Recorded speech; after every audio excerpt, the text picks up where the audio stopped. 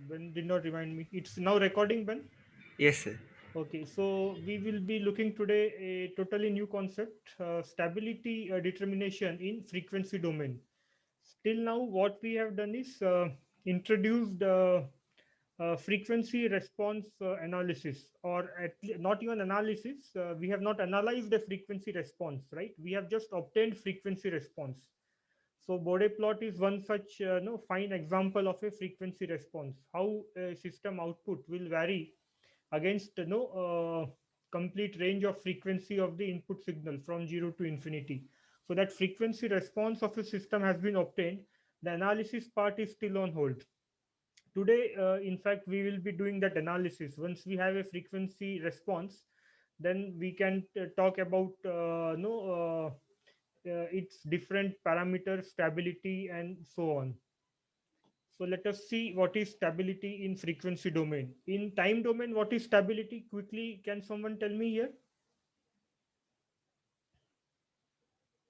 Friends, in time domain, how do you define stability? Shri?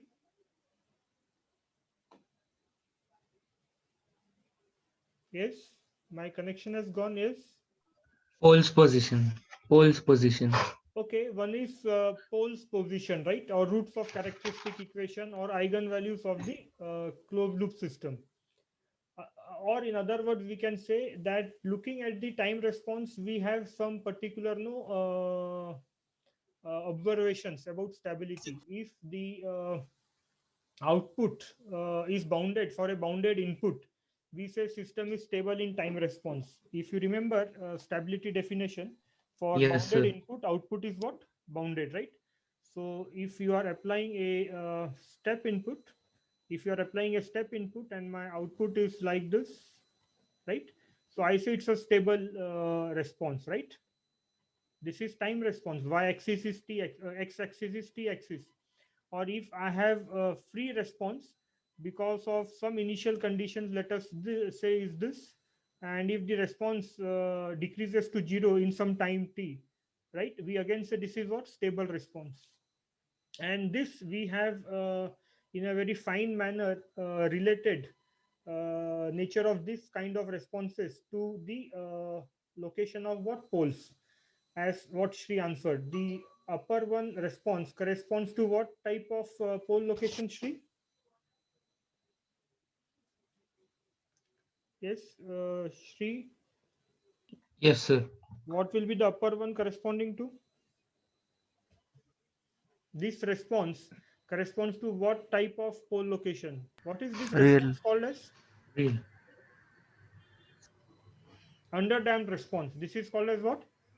Underdamped Underdamped. response, and it corresponds to what? Yes, Himanshu. Complex conjugate Yes, poles. sir. Yeah, Okay. it corresponds to what? Presence of complex conjugate poles. This type of response corresponds to what? Same complex conjugate pole. But if you have something like this, if this is the step input and you have no like this, right? Then this corresponds to what? Real. Either poles being real or repetitive, depending on what zeta. If zeta is 1, it is critically damped. If greater than 1, it is over damped. In both cases, poles are what? Real on negative real axis. And if we have something like this step input and response never stops oscillating, then we call this as what? Yes, presence Marginally of stable. poles on imaginary axis, right? Yes. Imaginary poles. So we have seen this how to know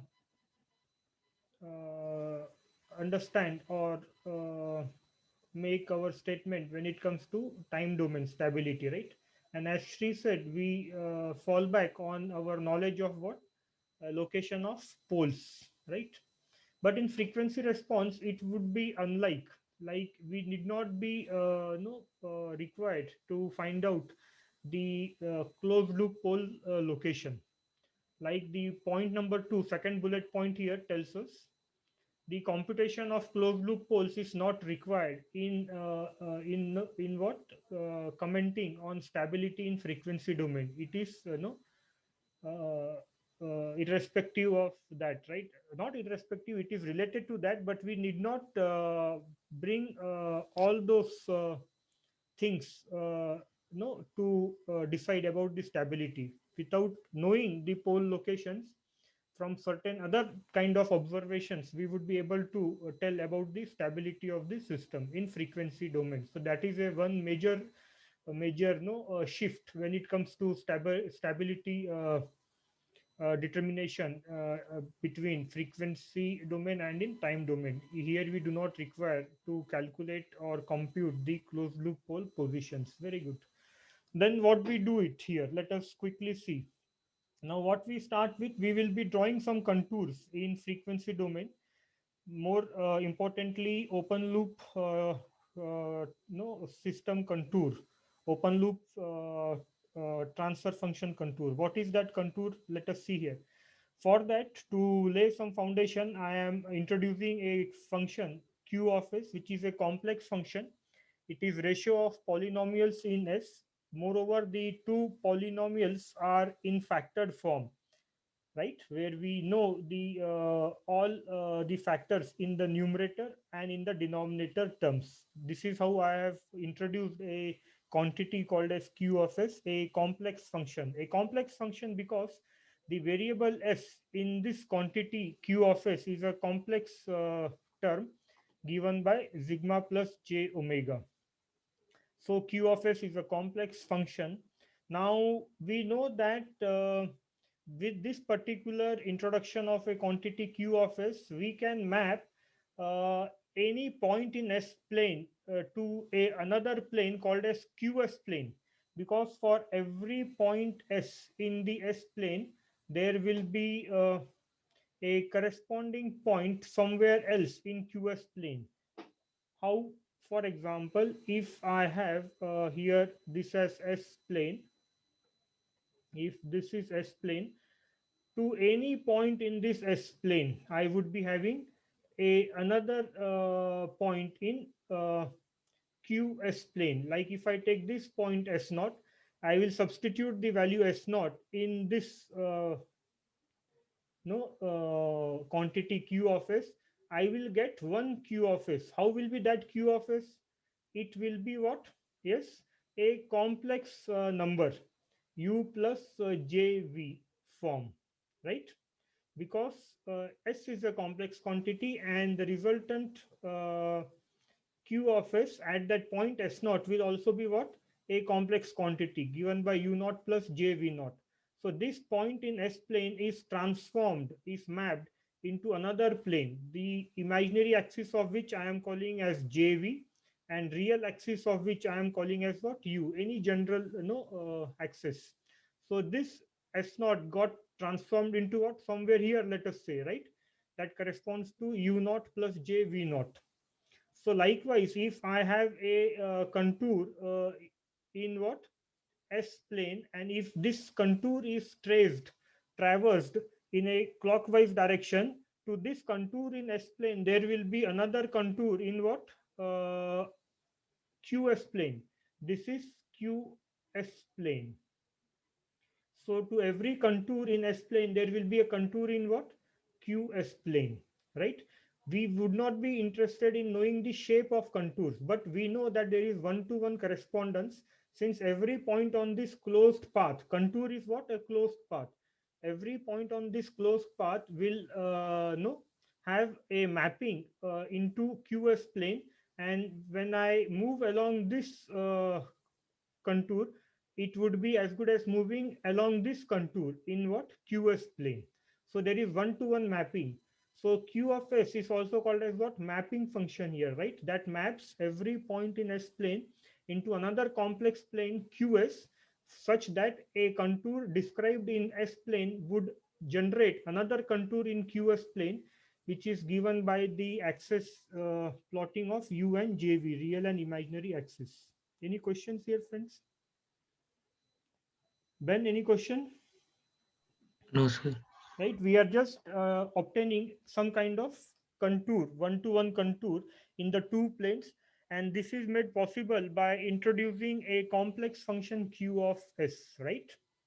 and Q of S is something that has been you are hearing quite often, right? When we are discussing control system, what comes to your mind from Q of S, Shri? PFS by QFS transfer Yeah, function. the transfer function, right? Q of S is so important in control system. It gives you what? Poles, roots of the characteristic equation when equated to zero, right?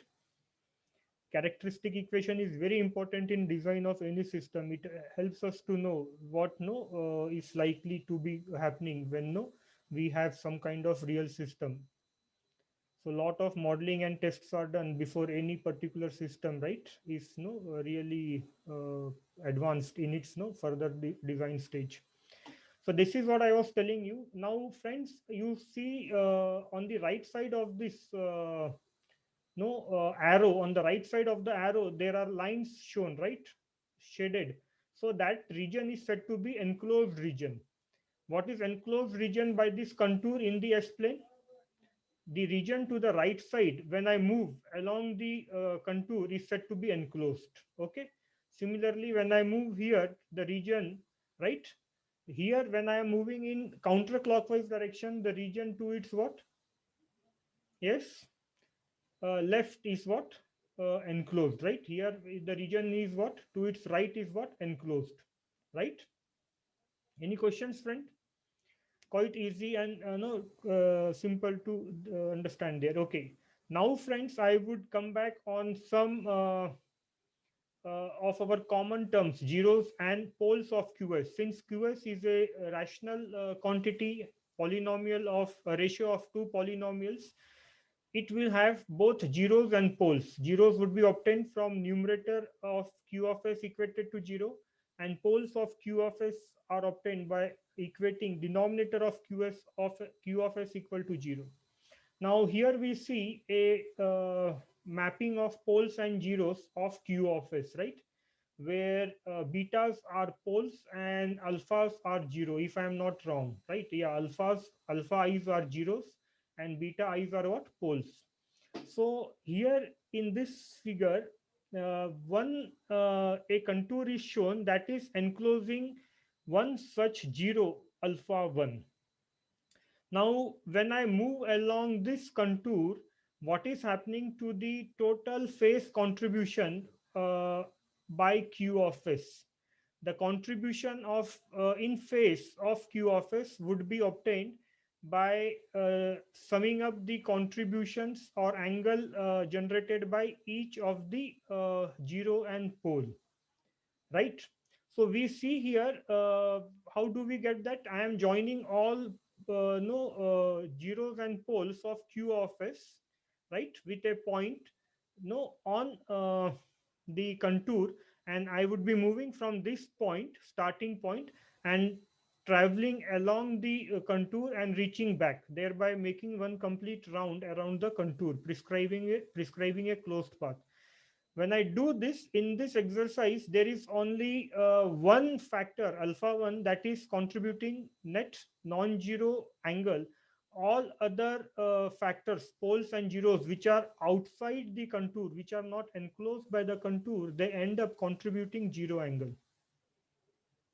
Whereas only this phasor that is joining the enclosed zero alpha 1 to a point, right, that is moved all along the contour, only this phasor will generate a net angle of minus 2 pi radians or minus 180 degrees, minus 360 degrees, sorry. How, anyone has a question or are okay? Shri, what is the angle generated by the phasor joining B1 to this point when you make a complete round along the contour? What is the net angle generated by this phasor?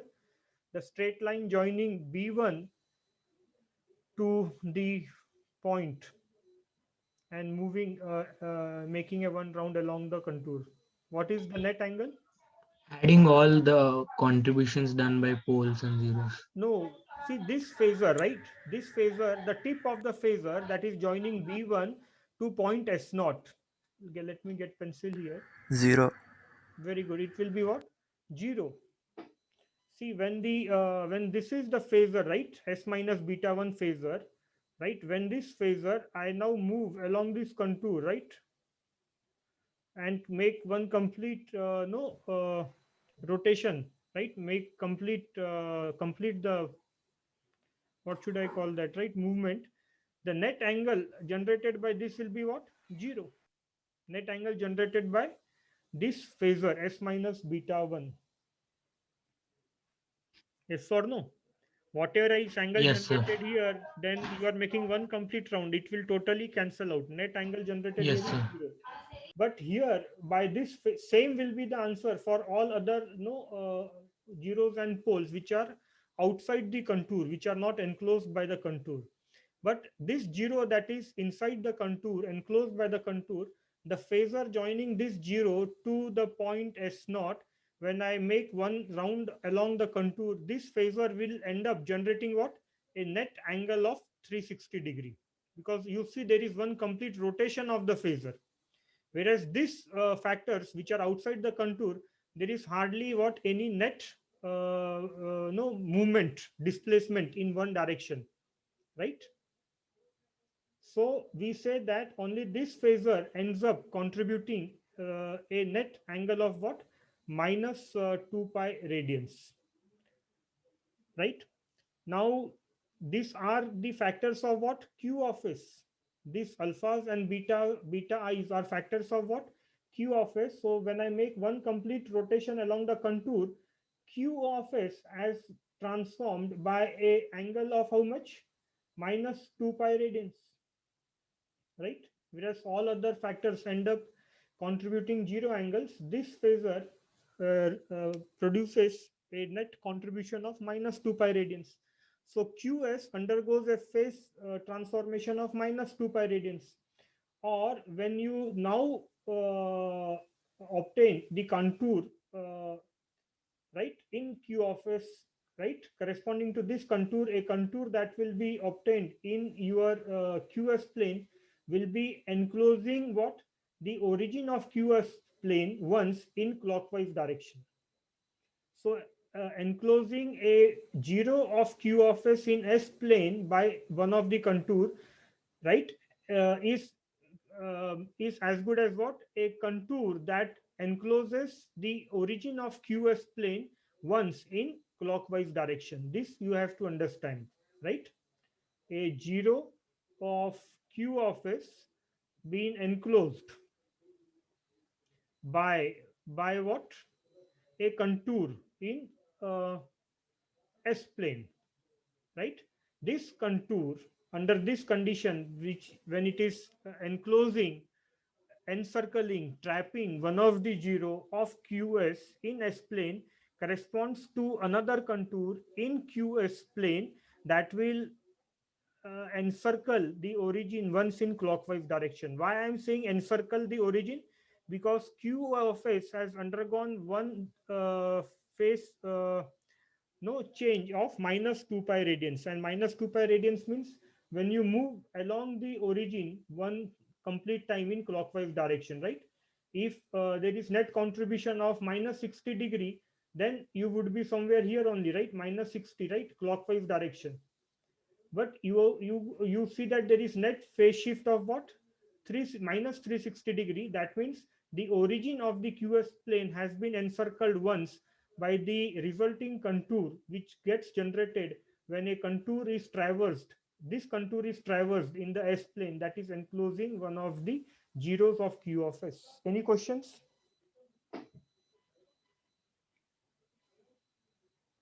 Himanshu, any questions? Not till now, sir. Like, Good. Very good. Now let us make little more factors to be enclosed, and there will be So some. that means, Yeah, yeah. so that means in the QS plane, the contour encloses all the zeros and poles of S plane, sir. Come once again. Like in the S plane, we could see only one zero covered by the counter, like only Yeah, that region is seen. yeah, So that means that corresponds in QS plane, all the poles and zeros are covered, or it's only.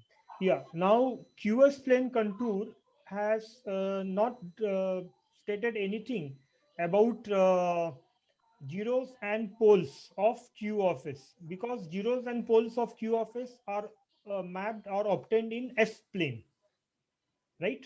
Yes, sir. They Yes, will sir. not be corresponding to same zeros and poles in QS plane, because every zero, if let us say, if let us say we have this 0 as what, 2 plus j3, right? If this is one of the 0 of what, q of s, alpha 1 equal to minus of 2 plus j3, right? One of the 0, then this Yes, will sir. not be 0 in qs plane. This is the 0 in s plane, right? For qs plane, what it will be, you will be putting this value alpha 1 in that no rational function, where you have zeros no in numerator and poles in what, denominator, and you will get corresponding position in qs plane, right? Are you understanding this, Shri? Yes, sir. These are Yes, the sir. zeros Yes. and poles in s plane.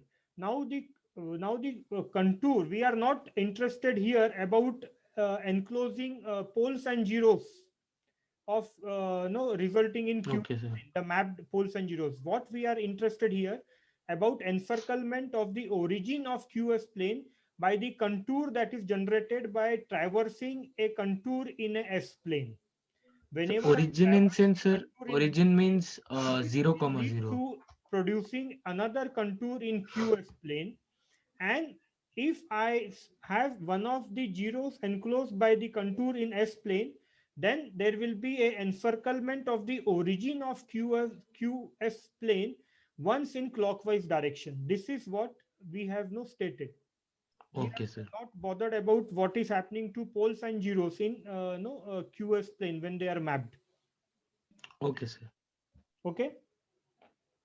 Yes, sir. Did I answer you, Shri? Yes, yes, sir. It will be more clear and easy. Yeah. So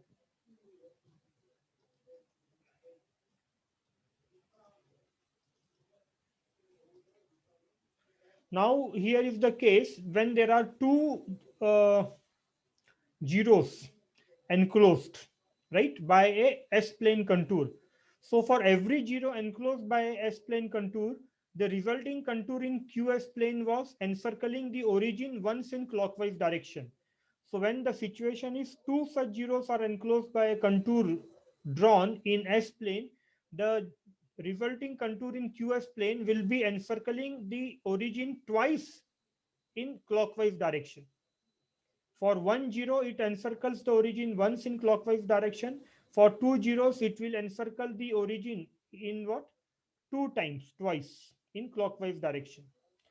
Now, if we have a situation where there are three poles and one zero enclosed by a contour in S plane, then this will be equivalent to what? For every zero, the origin of QS plane is encircled by the resulting contour once in clockwise, and for every pole, it is encircled once in counterclockwise direction, right? So when there are three poles and one zero, net and encirclement of the origin in QS plane will be twice in counterclockwise direction. So if I start from here, you see I have encircled the origin once and then one more time. So this is the contour that will be generated to this contour in S plane when the situation is it is enclosing three poles and one zero in the S plane. Any questions? Ben, any questions? No, sir. Okay, so we have got some kind of relation, right? One to one no relation between the two contours. One is in what, S plane, and another one is in what, QS plane, right? For every zero there is a contour produced in QS plane encircling its origin once in clockwise, and for every pole the contour encloses origin once in counterclockwise direction. Then it's matter of determining no what in fact is the S plane contour doing. If it is not enclosing any of the poles and zeros of QS, then there will not be any encirclement of the origin of QS plane by the developing contour in QS plane corresponding to the given contour traced in the S plane. Okay, friends, that once contour relations are understood between the two planes, two different complex planes, obtained with help of the mapping function Q of S. Now we set for something very important coming to stability criteria. Again, there was one underlying important thing when we were talking about Raut Hurwitz criteria, not Raut Hurwitz criteria, about root locus. What was the underlying point in root locus technique? We were able to obtain the poles, the roots of the closed loop system by knowing only what? Open loop system. Yes or no? That what was the power behind what? The no root locus method of doing business. Same thing in Nyquist criteria we will see here. We will be able to comment on the stability of the closed loop system by no doing some analysis only with open loop frequency response. Since Nyquist is a frequency response technique, unlike root locus which was time response based technique, so in root locus you required open loop G of S, H of S, right? To know about closed loop system. Here you would require open loop frequency response to know about what? The resulting no closed loop stability of closed loop system. How do we do that? Let us see that. And this is something that has been presented and no proved by Nyquist.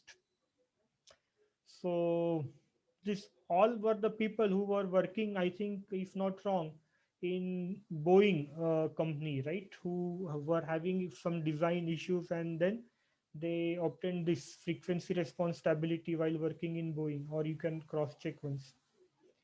Now we have this uh, general control system, a unity feedback, not unity feedback, a feedback control system.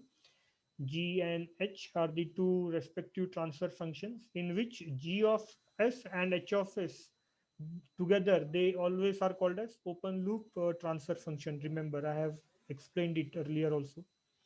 Now, we know that the characteristic equation of the system would be given by what? For such a system that is depicted here before us, 1 plus GSHS equal to 0 is the characteristic equation, which we say is given by what? Q of S. Now here G of S, H of S, which is the open loop transfer function, can be represented in factored form with this particular expression. What is this representation called as? Yes, Ben, what is this representation GSHS called as? Pole 0. Pole zero form, right? Where on inspection itself we can find out the poles. The coefficient of S terms in the pole zero representation is unity. In time constant form, on one side of plus sign, the term is what? Unity. Here the coefficient of S in pole zero form will be always what? Unity. Very good. So you have G of S given here in this factored form, and we can construct the characteristic equation with our knowledge that 1 plus GSHS is equal to 0, or Q of S, that is characteristic polynomial, can be obtained. Now here when I substitute GSHS, right, which is available in the factored form here in 1 plus GSHS in Q of S, I get Q of S something like this, right? Any questions here? The Q of S would be something like this, which is obtained here, right?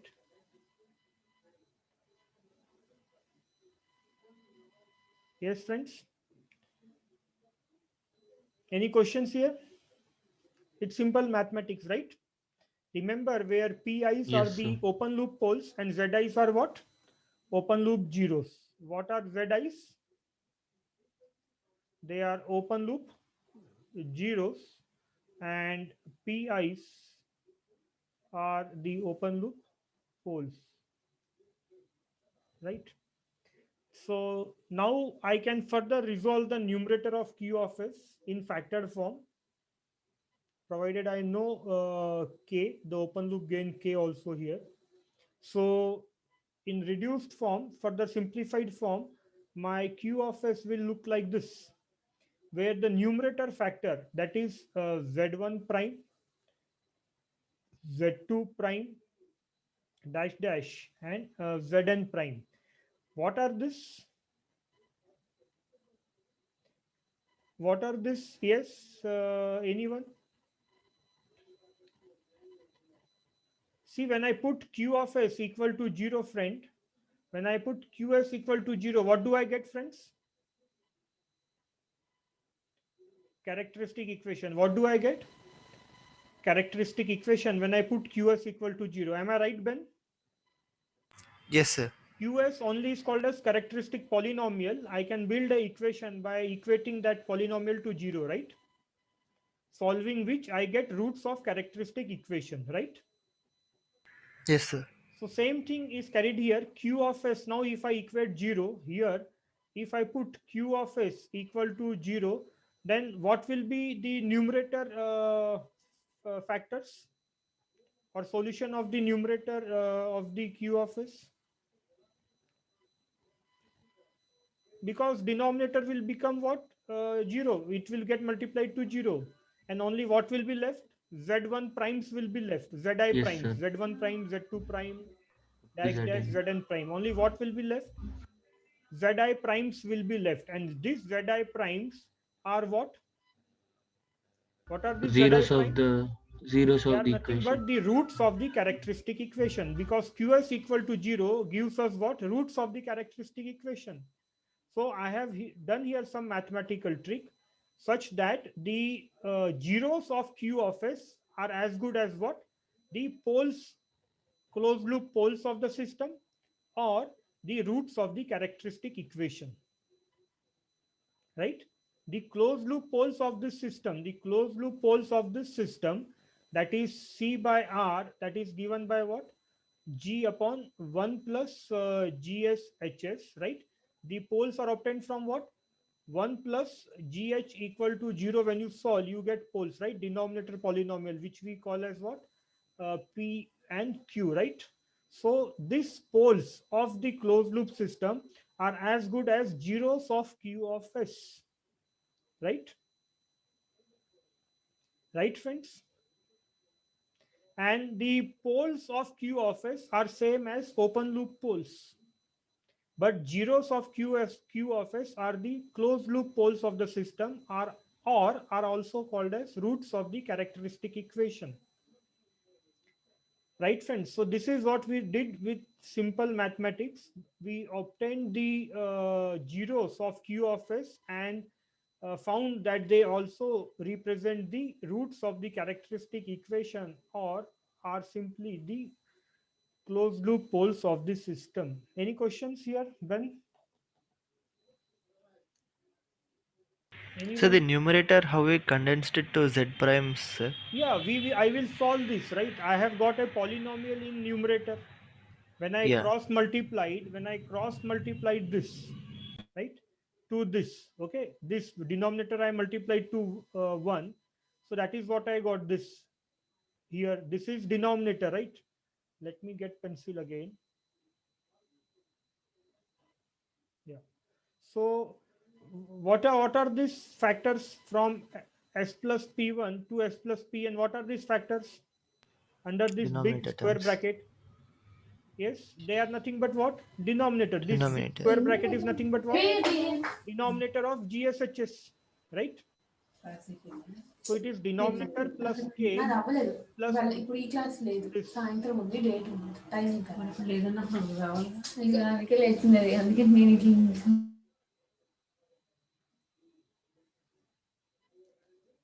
Yes, friends. So the zeros, so this I can simplify, right? Yes or no? I can simplify the numerator term, and I will again get a new factored form. This new factored form I am calling in terms of what? Zi primes. Right, Ben?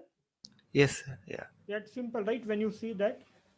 So that's what we have done here as first step in approaching towards Nyquist very well-known stability criteria. The first step is we are now calling from here onwards the zeros of Q of S are nothing but the most important quantity, the roots of the characteristic equation. And we know roots of the characteristic equation by mistake goes in the right half, your whole system becomes what? Unstable, right? And we are calling those roots of the characteristic equation are nothing but the zeros of the Q of S. Good. Now, next what we do here. Yeah, so we now are very sure with this information that the zeros of Q of S should never go in the right half of the S plane. Otherwise, the resulting closed loop system will be what? Unstable.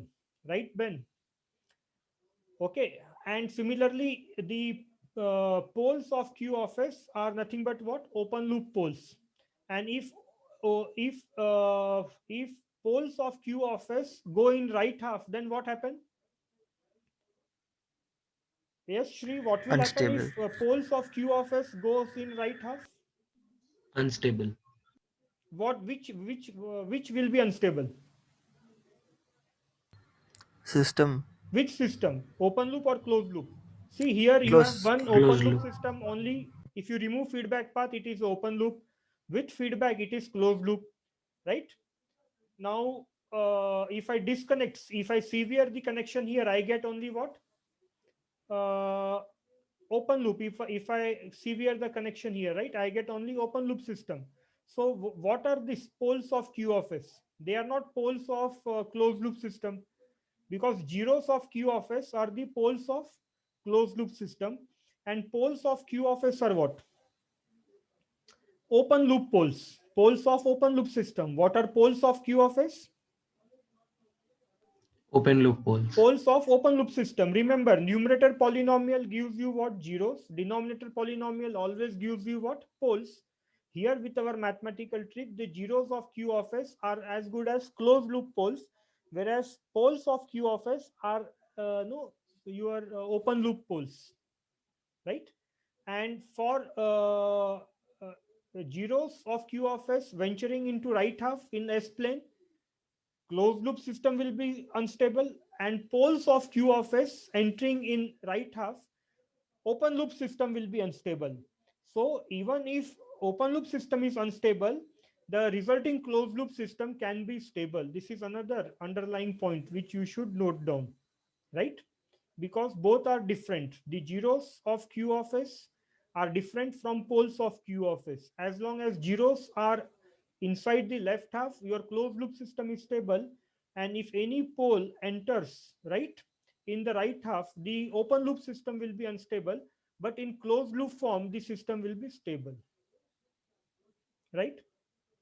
So our whole idea now is to investigate and do something so that we can pinpoint if there is any pole or zero of Q of S in the right half of the S plane or not. Since both open loop and closed loop system, their stability depends on the solution of numerator and denominator of Q of S. We have to do something so that we can see whether these factors, either zeros of Q of S or poles of Q of S, are no in the right half of the S plane or not, right? So what we do, we construct a mighty contour, a size as big as the universe that we have for us, right? And what we do, this contour, a mighty contour, will be so big that it will encompass the whole of the right half of the S plane. This contour will enclose the entire right half of the S plane. How do we do that? Why are we encompassing the whole right half of the S plane? So that we could know whether there is any pole or zero of Q of S being no enclosed by this contour, or is no in the right half of the S plane or not. So we now construct, define a new contour that is called as Nyquist contour.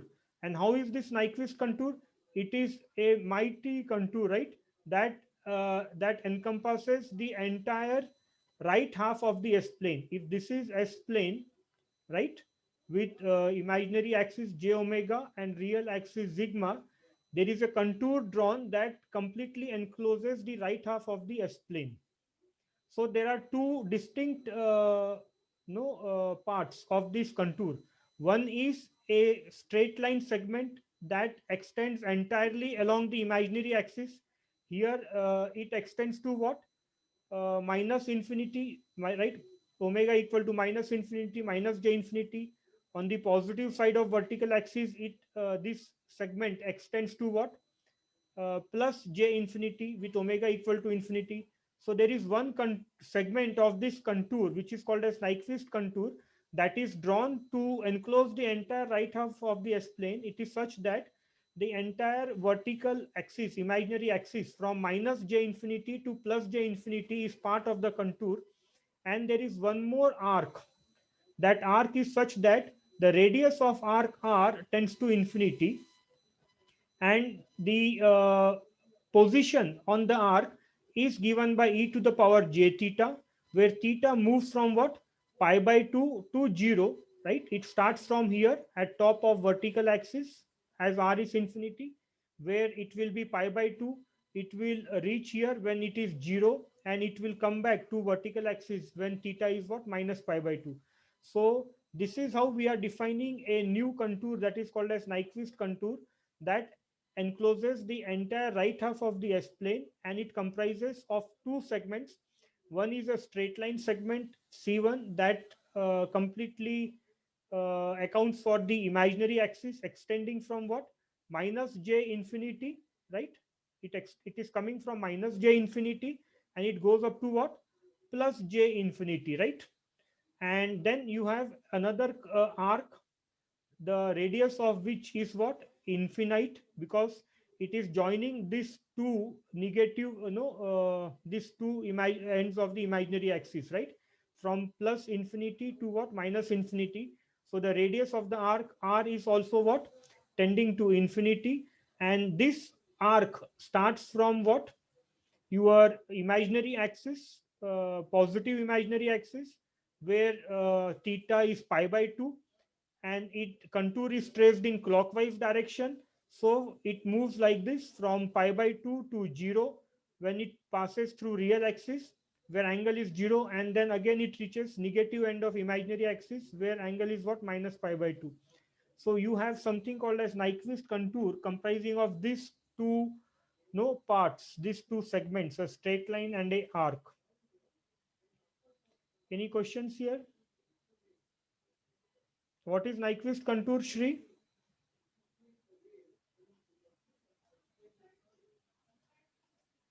Yes, Shri has gone for tiffin. A contour of infinite radius covering the entire Right half of the S plane. right half of the S Why we plane, are so much interested in right half of the S plane? so Because that we any can pole see or the zero of zeros Q of and S has to be investigated. In the right half has to be investigated, has to be what? Identified. So we are yes, constructing a contour that is big enough, no matter how near or far, right? Small or big, that no yes, sir. is away. It can be what? Identified by simply no plotting the Nyquist contour. So this is the Nyquist contour. And another thing, Nyquist contour will bypass any point at which it becomes what? Indeterminate, right? So if there is any pole that is on imaginary axis, it will be bypassed by the Nyquist contour. Here in example it is shown, we will come to that later in the figure. There is a pole multiplication sign lying at the origin. So that origin in the S plane is bypassed by what? The Nyquist contour. We will come to that again. But for now, you should know that there is a Nyquist contour that is so big that it encloses the entire right half of the S plane. And we know from the knowledge and theory introduced on contours that whenever there is a contour in S plane, that contour gives rise to what? A another contour in QS plane. So this contour in S plane will give rise to what? A contour in QS plane that will be called as what? Yes, gamma q. We are signifying contour by what? Gamma. So there will be a contour gamma q that will be generated, right, whenever you traverse on a Nyquist contour in S plane, because we know one contour in S plane gives rise to what? Another contour in what? QS plane. Right, friends? Any question here? Yes, Ben? No, sir. Yes. No, sir. So a contour in QS plane is as good as what? Drawing another a contour enclosing the origin in QS plane. Now, friends, listen to me carefully. A contour in QS plane encircling the origin of QS plane, right? Which contour? The contour Q. Which is this contour Q? Where Q is given by what? What is Q given by, Shri? 1 plus g of s Very into h good. of s. Very good answer. Q is given by what? 1 plus GSHS. So when I am writing contour Q, actually this is nothing but what? Contour 1 plus G GSHS. It is nothing hs. but what? Contour 1 plus G GSHS. has. Listen, friends, a contour, a encirclement of origin in QS plane by contour TQ. How is contour symbolized? Gamma suffix Q, right? Contour Q encircling origin in QS plane is as good as what? This contour. What is this contour called as? Gamma GH. And it is encircling what? A characteristic point 1 plus J0. How? Since we know that, yes, since we know 1 plus QS equal to 0 is what? 1 plus GS HS equal to 0, right? Or this is nothing but what? Contour Q. If I do little mathematical trick here, I can write GS HS equal to what? Minus 1.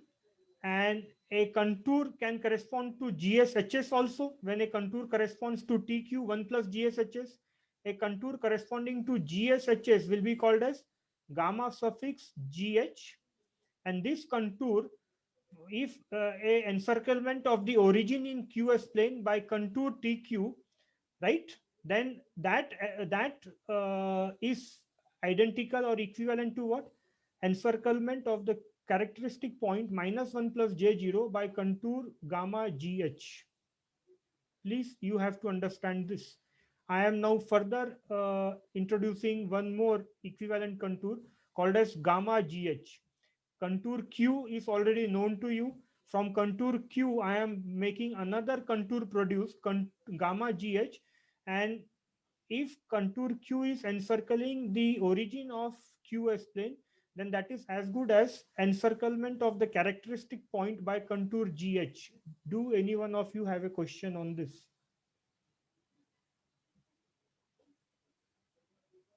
Yes. No, sir. So we are ready for Nyquist stability criteria. It's quite easy. Even if you see it, I have tried to write as much in detail possible, just for the sake of my students who even on reading the bullet points can understand what I am trying to tell in so many words, right here. Now here you can see I am introducing now Nyquist stability criteria. We know Nyquist, we know that for system to be stable, we know there should be no 0 of Q of S enclosed by what? Nyquist contour. You agree with me, Shri? For closed loop system to be stable, the Nyquist contour should not enclose any 0 of what? Q Yes, sir. of S. Yes, Because sir. zeros of Q of S are nothing but what? Yes, the closed loop poles, the Closed loop. of the characteristic equation. And Yes, for sir. closed loop system to be stable, the Nyquist contour should not enclose any what? Zeros Zeros. of Q of S, right? Yes, sir. Okay, let us say before that, if there are Z zeros of Q of S enclosed by Nyquist contour, if there are what? Z zeros of Q of S, if there are Z zeros of Q of S enclosed by the Nyquist contour, and p poles of q of s are also enclosed, right? There are z zeros, right? And p poles of q of s which are enclosed by this Nyquist contour. Then what will be the contour encirclement by contour gamma q? For every zero encircled by a contour in S-plane, the contour gamma q will encircling its origin how many times? One time in clockwise direction, right? We have seen this before. And for every pole encircled by Nyquist contour, the contour gamma q will be encircling origin once in counterclockwise direction. So if there are p poles and z zeros, right, enclosed by what? Nyquist contour, then contour gamma q will be encircling origin what? Yes, what? It will be encircling p minus z times in counterclockwise direction. The net encirclement of the origin by contour gamma q will be p minus z times in counterclockwise direction, right? For p poles, p times; for z poles, z times in clockwise; for p poles, p times in counterclockwise, and net encirclement will be p minus z times in counterclockwise direction. That is what we understand about what? The contour in QS plane, right? And for closed loop system to be stable, this should be what? Zero. That means the encirclement of the origin should be only p times in QS plane by the contour gamma q. We'll continue further from here, friends, before we lose connection as we are ending up. Right, friends, it's interesting. In my next class, I will conclude our syllabus, right? We have almost done, or a small video I will upload. You guys are free to post your questions and difficulties. Thank you.